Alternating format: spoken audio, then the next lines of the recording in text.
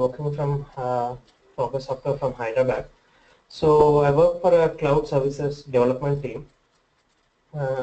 We have cloud product and like we have a couple of SaaS applications, and we are the backend of those applications, like cloud services team, and we do maintain logs and other things, and we use SaaS log management tools. So this session is about how do you maintain logs and compare between the various tools which is there and what all you can use it for other than just logging and debugging. So I have just prepared this PPT in the last minute, so just excuse me if there is any errors or something. So I'll get started with it. So this will be the agenda for the day. So we will see like why do we need logging and what all applications it can be used, and what is centralized logging, and like what do you want to look for when you want to choose a tool for external tool for logging,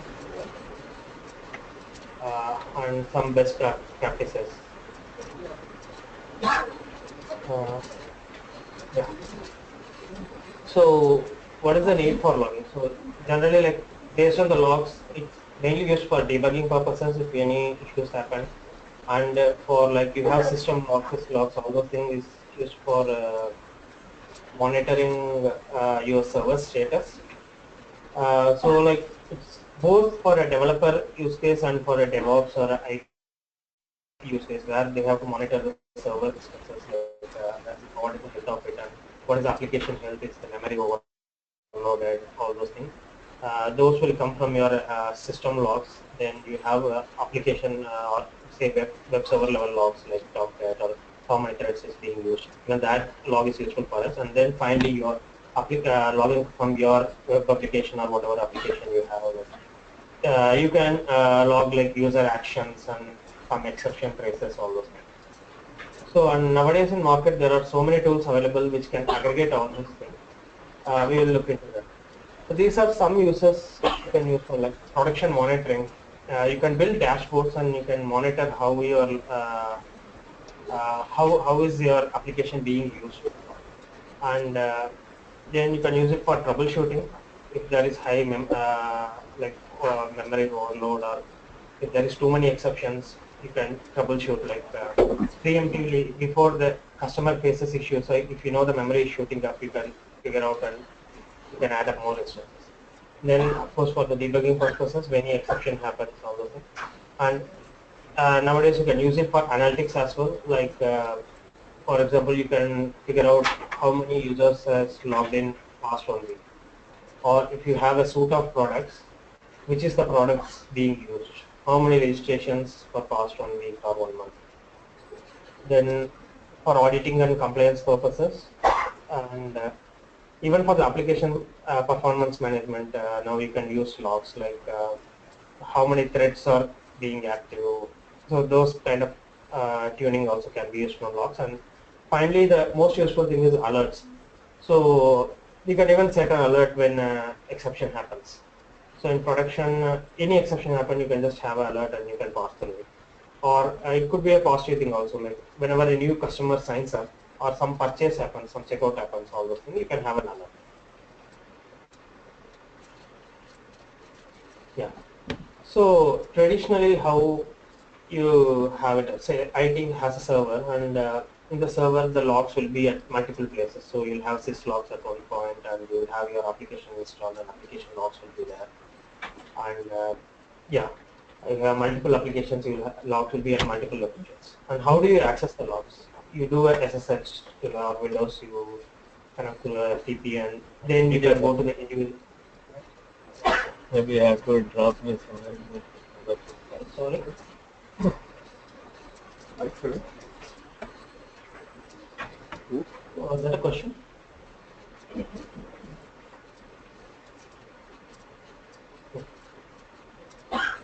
Yeah, so you can SSH or FTP to the file location and then pass through the log manually, like, or you can do a tail and check the latest logs. So I'll tell you about log aggregators. So log aggregators are nothing but like now, as we told, there are logs are at multiple places.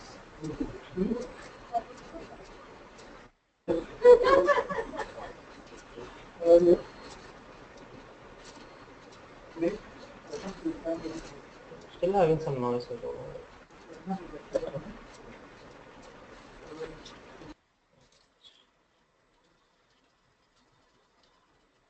Okay. Now it's fine.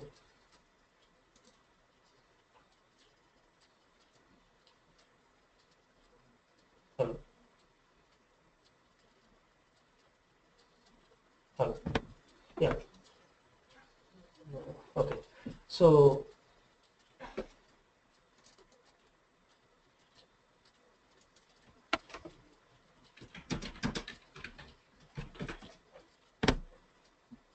Hey Vignesh, we're getting a lot of background noise. Can you just check that? yeah, I'm in a room. I don't know, like, but I do see couple of. I'm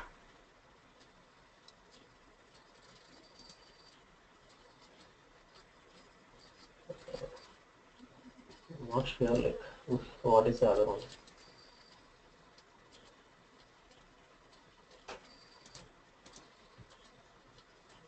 Is the noise still there?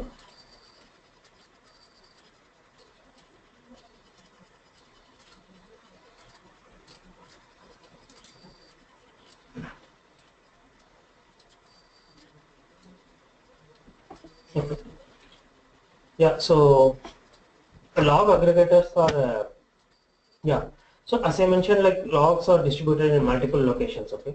So it will be trivial to log on to do FTP or SSH or go into individual files and do a tail or VA and look into them. So log aggregators are like some set of configurations.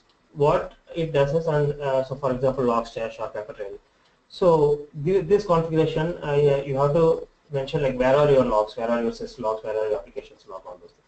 So this particular collector will take care of pulling the logs from them in periodic fashion and then sending to a service. And the service like Peppertrail, they have a neat GUI, like very simple GUI, like you can see similar to a tail. Um, in Peppertrail, you can see the live trail of all the logs collected at one place. So this is easy for us. Instead of going into individual FTP or individual file location and looking file by file, it's better we can see it at one place. And so what is just use of collecting it at one place? Still, if you want to see use tail or then manually pass through it. So to make it more useful, you have to put it in a Elasticsearch or any say big data, and then you want it to be searchable. You want to search for an exception, or you want to search for a say particular user and what his user activity. So this is an open source stack to do that. So Logstash is something which collects the data.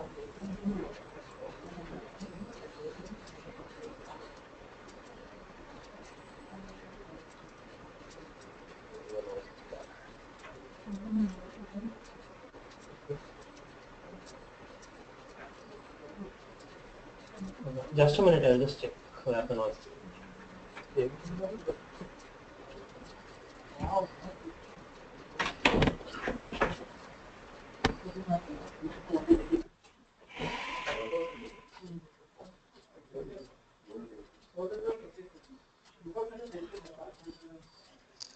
Hey Vignesh, we still have a lot of background noise.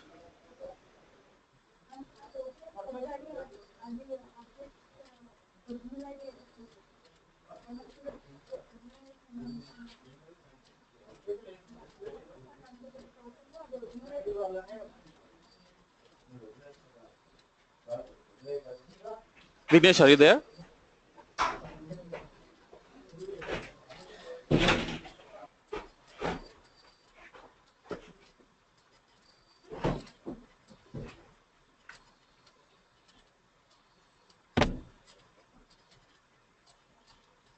Hello. Yeah, sorry for this one. Yeah. So Logstash is something, it has a shifter, so you can configure from where to pick the logs, and it can write it to an AMQP like messaging queue, and say Redis or RabbitMQ or something. From the messaging queue, again you can use Logstash itself to parse, filter data. So once you filter the data, you can send it to Elasticsearch, and you can store it and search. And Kibana is a web UI which uses Elasticsearch. So this is like a log management tool, but this is a complete stack you want to build. So you need to install a shipper in your servers or VM, and then you need to have a messaging queue where it will forward, and one more Logstash layer to write, filter, and store the data, and Elasticsearch, and finally you can install WebUI in your local, WebUI in a server, and you can access it. So, like, there are SaaS equivalents to it. The advantage is it's very simple to configure. So, like in the previous slide, if you can see, this is an open source stack, but you have to maintain individual pieces, and you have to configure them one by one. And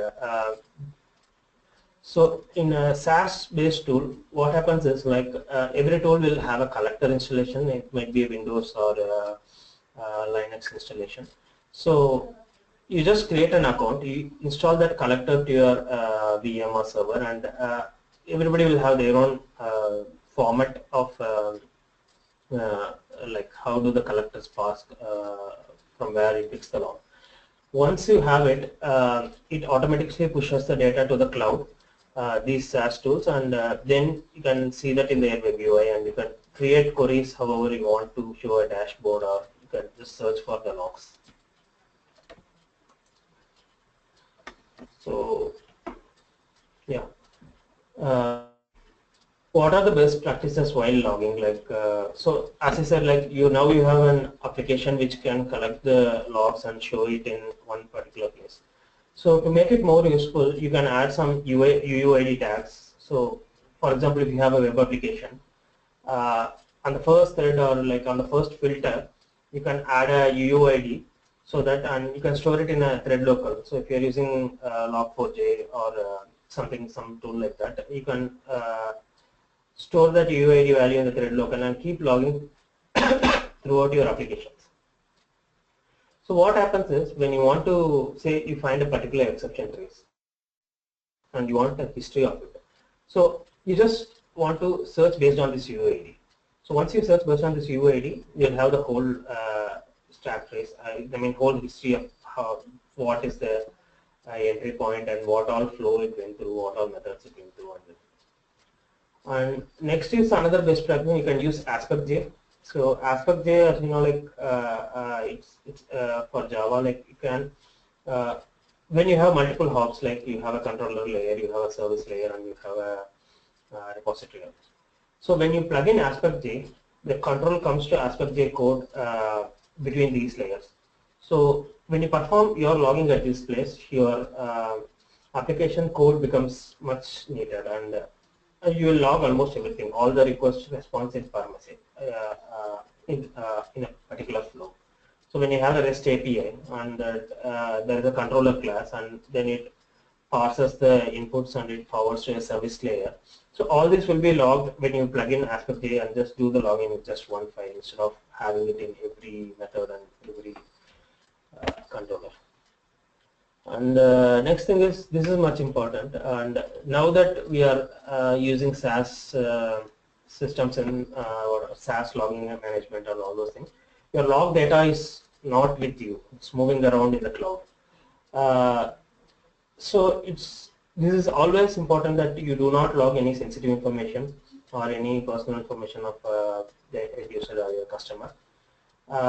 There are some tools which can help. For example, Logstash, it has a filter. So before uploading or storing it, you can just filter it. And say log entries is one of the SaaS log management tool. It has something called a data hub, and even that, before posting your data to their cloud, they enable you to obfuscate or hide some data or filter out some data. And next thing is, say if you have a web application, it's always better to take the browser console logs, and there is just some small snippet of code. You can just get all the console logs from JavaScript, and you can post it to a service, and again log it in your this thing, and it goes to log management. This way you can even track the UI errors. And user identity in the sense not the credentials, it's just the user ID or something. So for a particular user, we can see all the areas he has used, all the flows he has used, and so when you say, you can even know whether, so this will be much useful when you do analytics. So I can figure out all the users who has logged in but never used the product, or all the users who are like say 30 days old but never purchased. So when you have the user identity, at least the user ID logged, it will be much easy to use it in analytics. And you can even find the most popular way, like who logged in multiple times, more than 10 times per week or something. So you can, your sales team can follow up with him and get him purchase the product. So like log tools are now just not just for logging, you can use it for multiple levels, you can use it for analytics, and you can build a user analytics over it and provide it to your sales team or customer support team.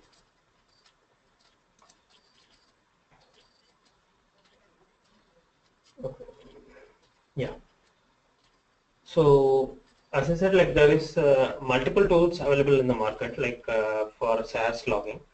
What all you should look for when you are going for a SaaS based tool. So when you are building using Splunk or Logstash, so what happens is they are on premise.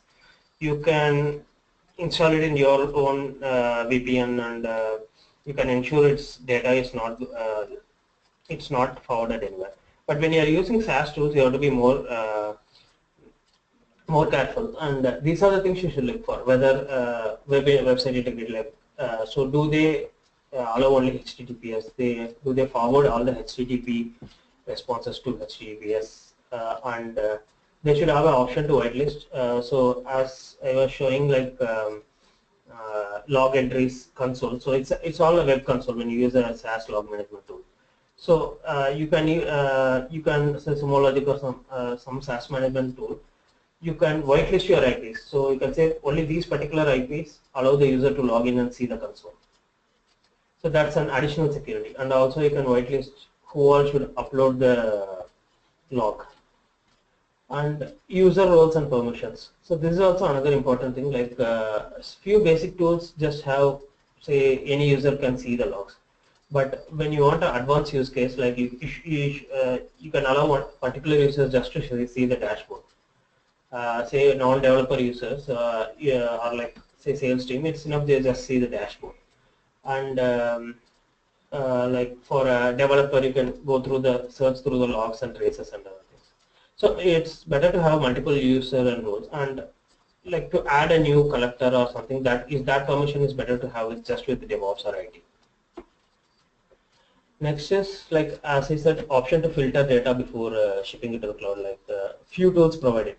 You might have some sensitive information, and it might be difficult for you to change your product or it might be time consuming for you to change the product, not to do it.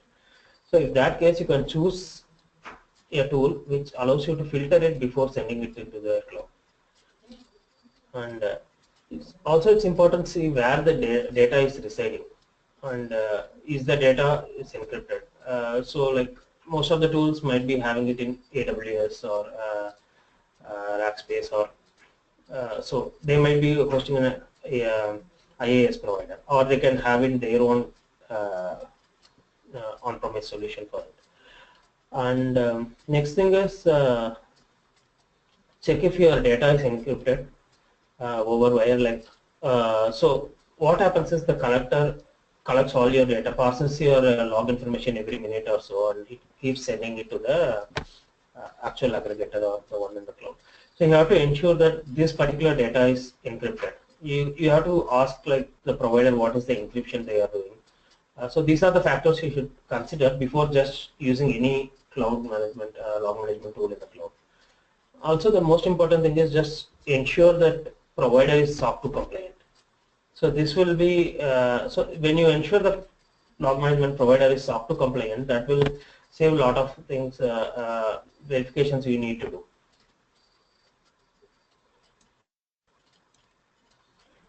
So I can compare some of the tools. So Splunk is market leader in this space, and it's very feature rich, and they have a lot of search and charting options.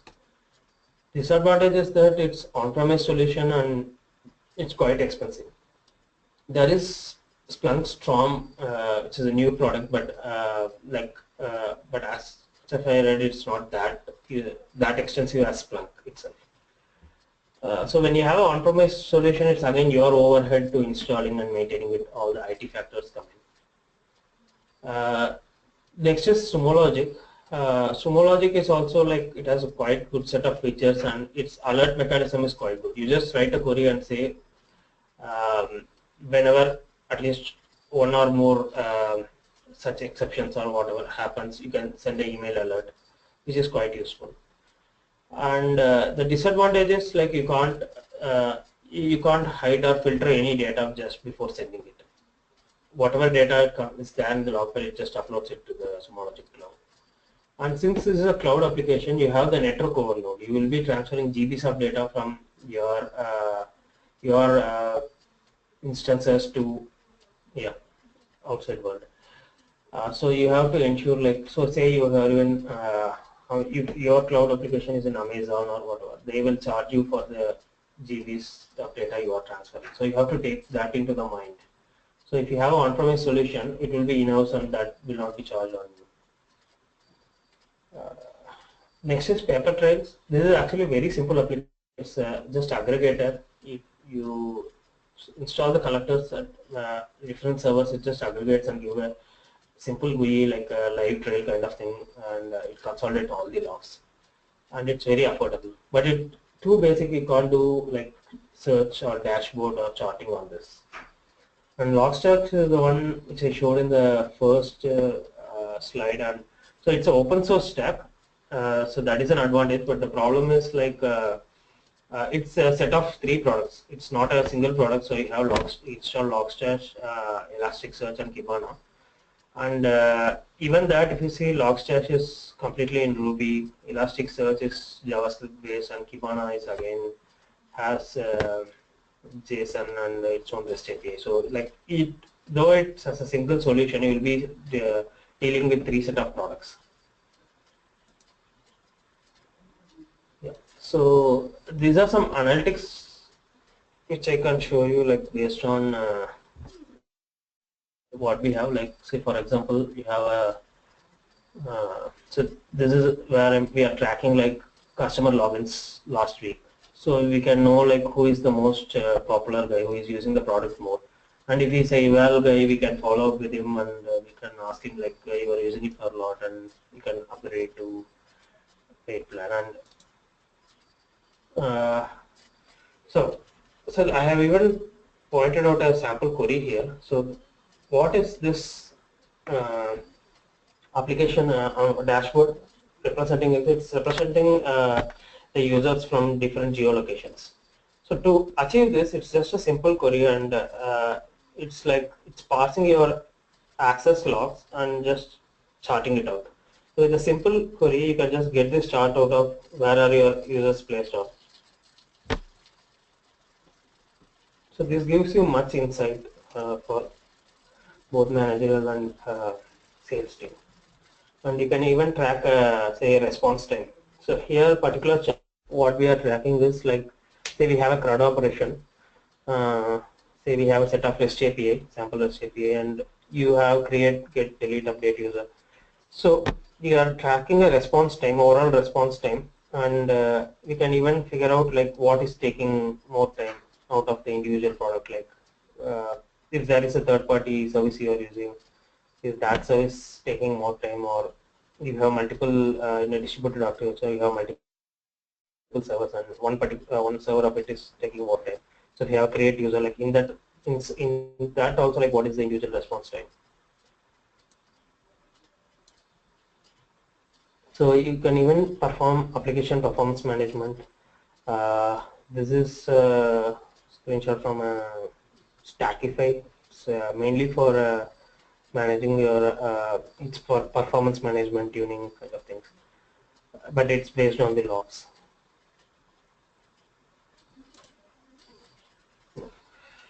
Probably switch to demo.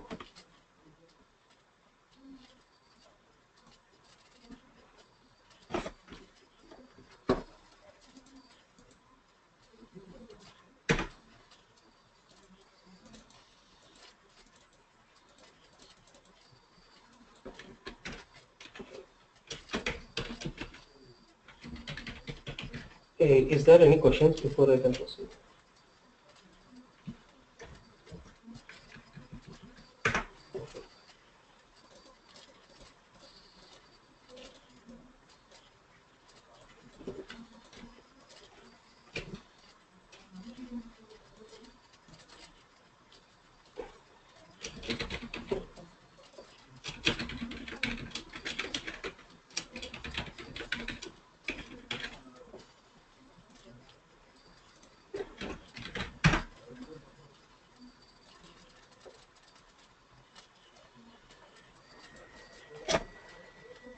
So, as I said, we are using SumoLogic, which is a SaaS-based log management tool.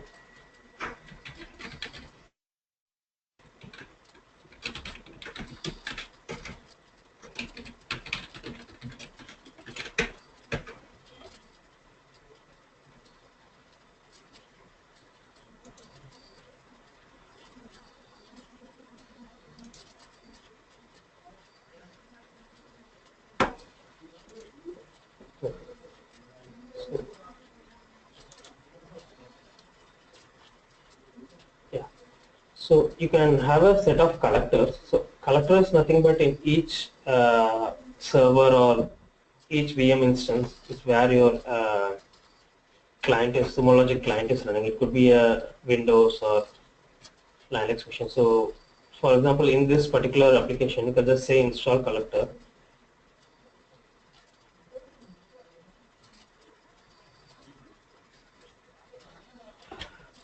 So you'll have a set of options, like you can install the client, SumoLogic client collector in this, and you can configure it so that it start pushing the data to your server. And you'll have option to actually search.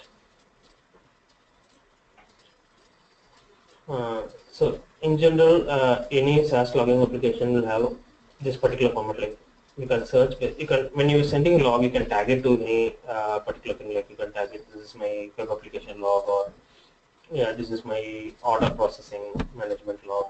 So you can have different tags, and once you, so in SumoLogic they call it source category.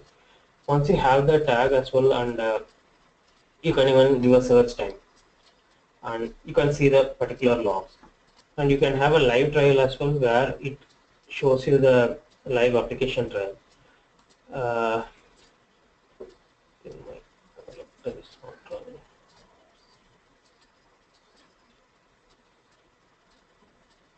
Show you from a different instance.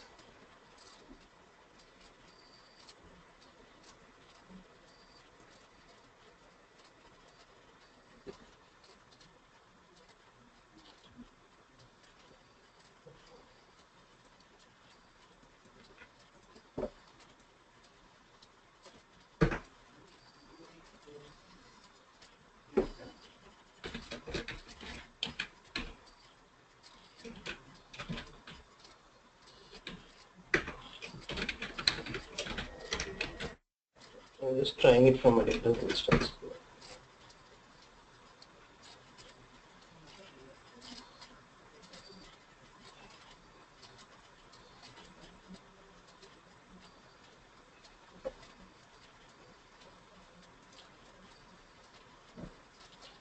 So this is one of our test instances. So if you can see, we have different collectors in this, different categories in this, and source host is nothing but the individual IP. So you can have a host bus category. So the difference is like host is like individual machine. So for example, for a particular application, you have multiple, say you have multiple instances. So when you do a category, when you tag it to a particular category or something, you keep getting it from both the instances. For example, you want to know a particular user who has registered or not. You don't know which instance actually he has gone into on the login. So when you tag it to one single category, you can just search based on the tag instead of a particular instance.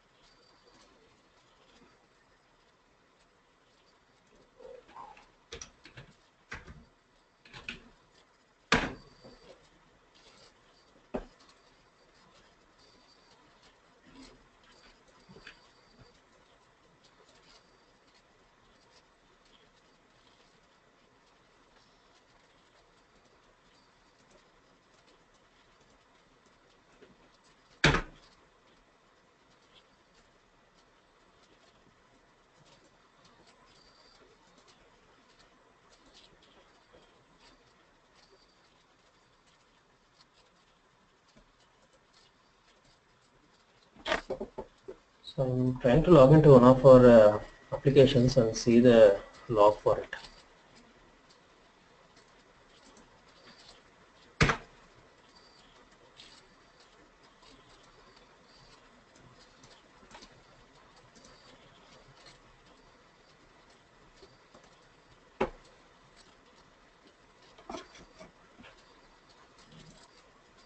So this is one of our SaaS applications called Data Direct Cloud. So you can actually log in and create a data source and like can connect to any external data source. So you can, the another problem with SumoLogic is it has a time lag actually. So the time you the log is made and the time it uploads to the cloud and you get it, there is a very there is at least a minute or two time lag.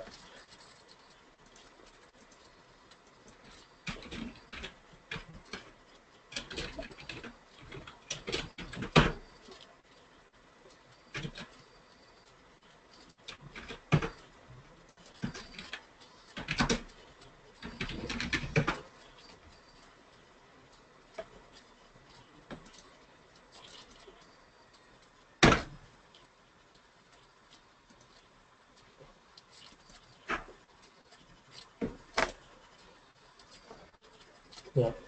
So I have logged in as a new user to a particular instance, and these are the logs. So like on the search, you can just search based on the username, as I mentioned. So we do log the username at many places, and you can see all the operations the particular user has done and all the APIs he has gone through. So let's see.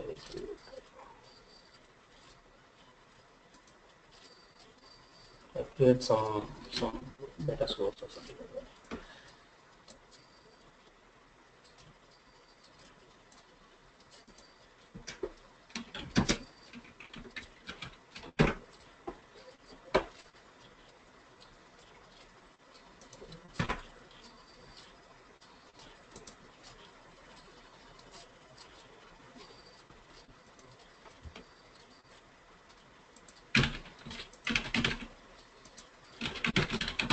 Let's do a wrong disconnection as well.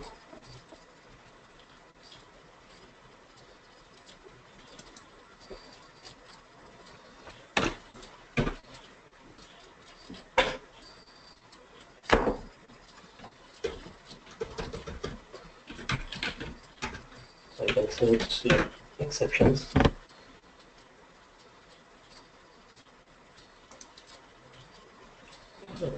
Searching for a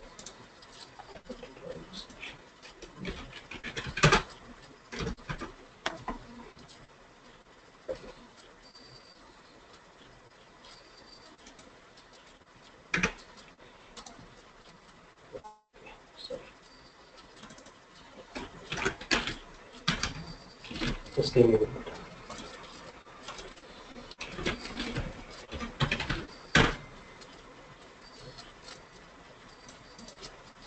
The instance which I was using doesn't, it's not configured to SumoLogic, so it will not perform the login.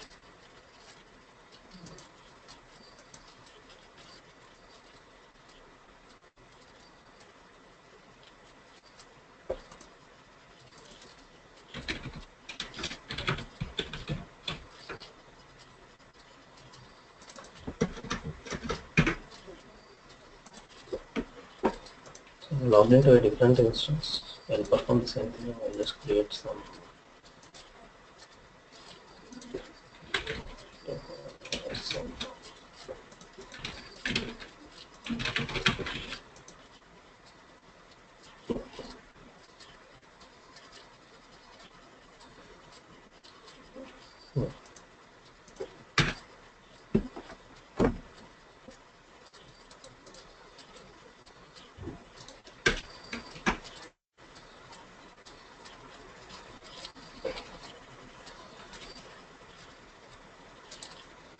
So it takes actually a minute or two for the logs to get loaded.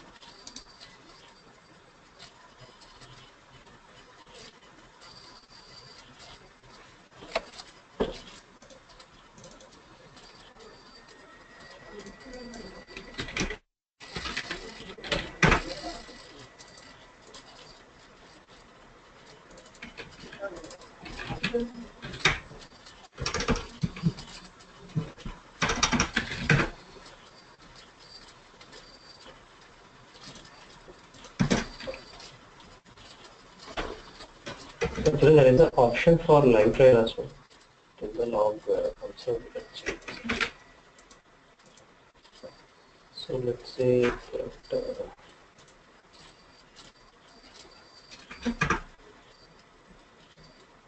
so click on live trial. So this is similar to tail. Well, it's similar to performing a tail in logging to the file and logging to SSH or a FTP and doing a tail on the particular file.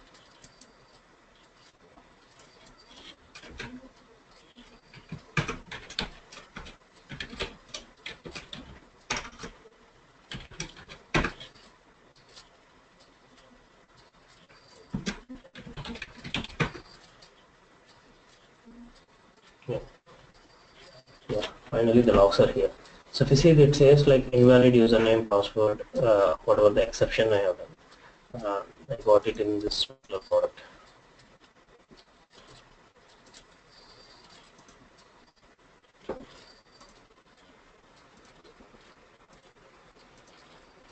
So you can even do, so this is a wildcard search. I can just say exception, it will list all the exceptions. And so you can see all the exceptions which is in a particular source category. Like this is like our particular instance. And there is an option for log reduce as well. So what log reduce does is, so if you have a set of, so when you say you have thousands of exceptions, you want to pass it to a number which you can deal with. So it takes all the similar logs.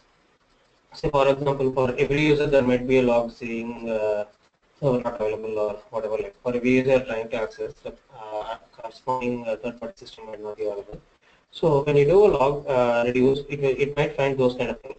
It will figure out the most common things and say few mismatching things. For example, time might be different in every log.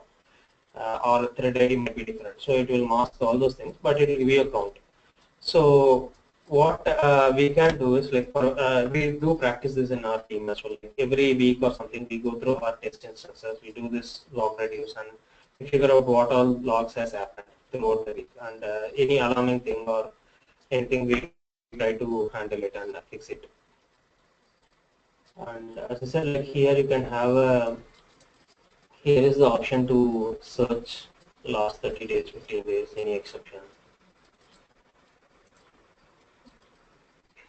You can search based on the user activity. If you want to know any user activity, and say you have appropriate log terms like so this is a particular module data source, and you will know like what all the user did with the particular data source. And you can even give a specific time if you are looking at this particular format. So you can just so let's see.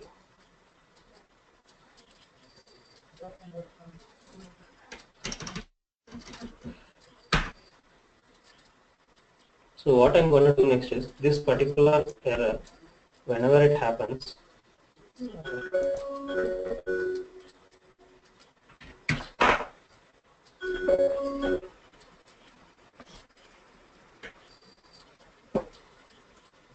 yeah, say this particular error, I want to have an alarm. I could say same as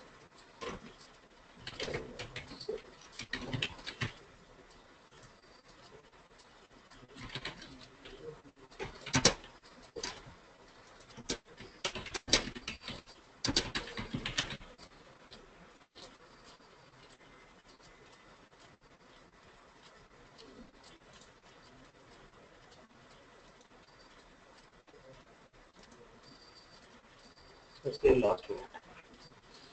So whenever this particular error happens, notify me.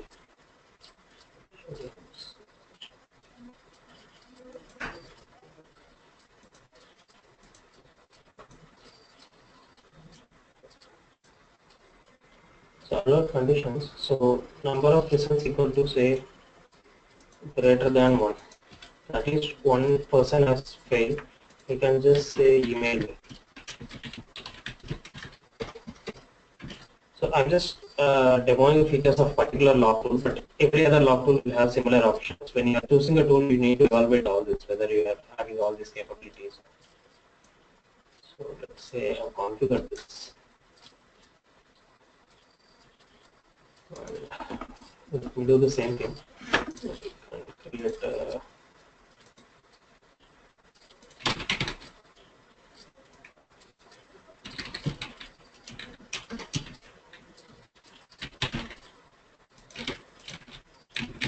try to create a failure condition.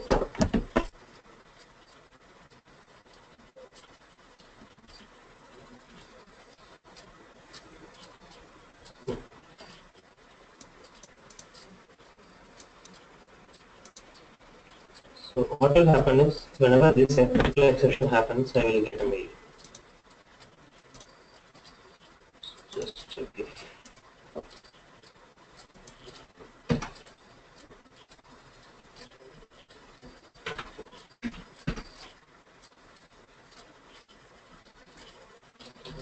so though it's real time, there will be this overhead of parsing the log, uploading it to the cloud, and then showing it from their web UI. This is a quite disadvantage from SumoLogic. But if you're having a on-premise solution like Splunk or Launchpad, it will be much faster than this.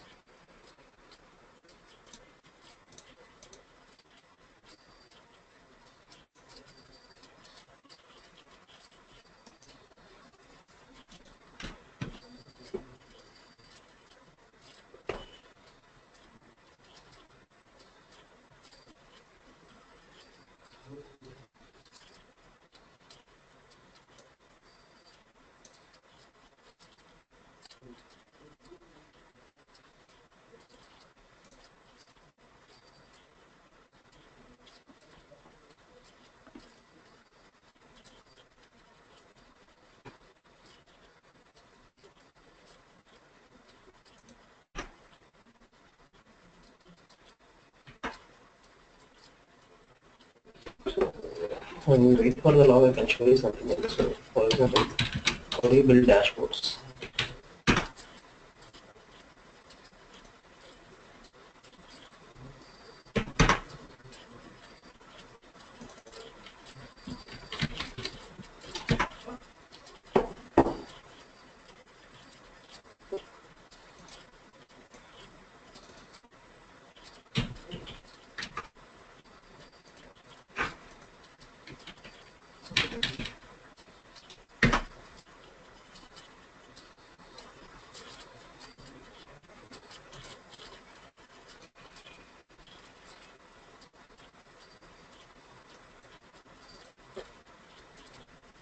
What I'm showing here is like access logs.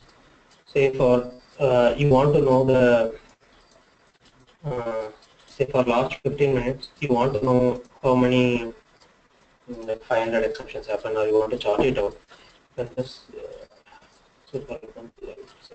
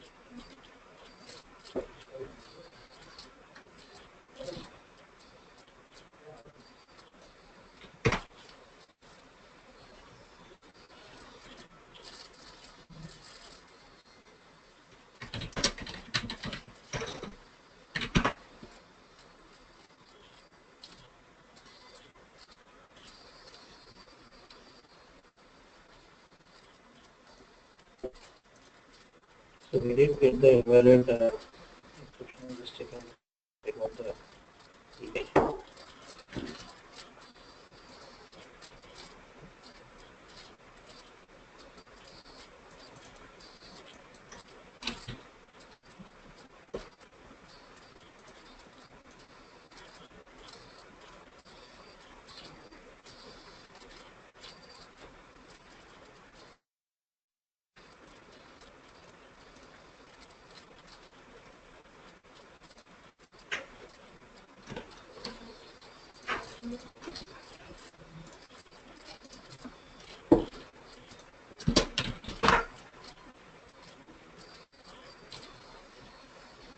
So we did get the invalid username password code exception in the log. I haven't got the email yet.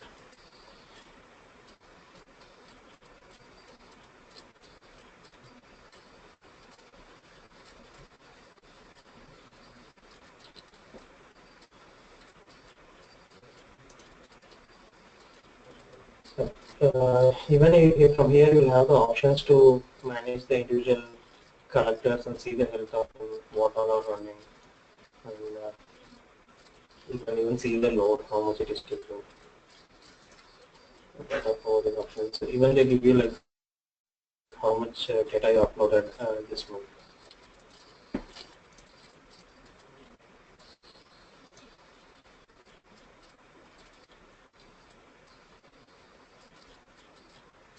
So you can see the usage report of the particular SumoLogic, how much you have used for the whole month. So this is very specific to this particular tool, but as I mentioned, like every other tool will have similar options. We need to evaluate the best things which we need and pick one tool. And most important thing is like, just go back to the slide. We need to ensure that this particular provider is SOC 2 compliant, and whether all the data encryption is there. It's better to choose a SaaS tool because we don't have the overhead of maintaining it, and even if there is a spike, they ensure that they add more instances and still log all your data. And it will, but the data backup is like all this has to have a limitation of say 30 days, 60 days, 90 days, till when they can maintain the data backup. If you want to maintain it more than that, it will become more costlier for you to handle it. Yeah, handle it. So when you go for on-premise tool, advantages like it will be your data resides in your own in-house, and so you may not be much careful about like because you are not sending it on wire, and you can have an option to backup however you want to backup it, so then you can maintain your historical data.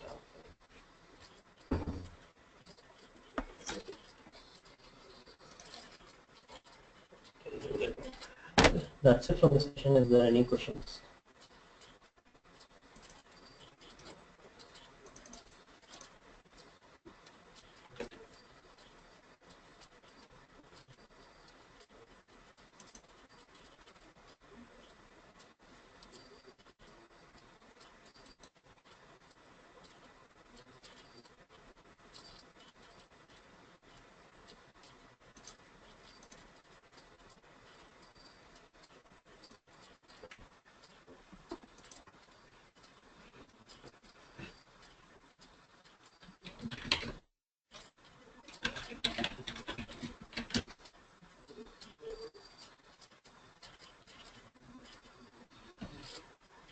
Okay, if there is any questions, you can email it me. I'm just printing my sending my email address in the chat. There are multiple logs available to find out the best tool for your needs, and you can just go through it and just take a demo of version of individual tools and then decide like. Thank you all. Yeah, invalid login, whatever the exception rates, you can directly look from here, and it will give a plus or minus in it, so that you need not go into the SumoLogic. And the advantageous one is it just gives a link where you can click on it, and you can directly go into the dashboard and see. So alerts are most very useful when you have a production things, and so what we do in our teams like about best practices. We have set a lot of alerts, and say any checkout happens or exception in the checkout process happens, or even user purchases anything, all those things we come to know before anyone else because we have alert. The minute the user purchases, we will get an alert and we know okay, user has been upgraded. Or if he's in any trouble, we will proactively contact him and say like you have done so and so things. That's why the application, say creating a data source or something failed. We have configured some particular thing wrongly. That is why it failed. So this improves in customer satisfaction also. Just having a log tool, you can have multiple things in your space. So you have to make sure you use it to the full potential. That's it.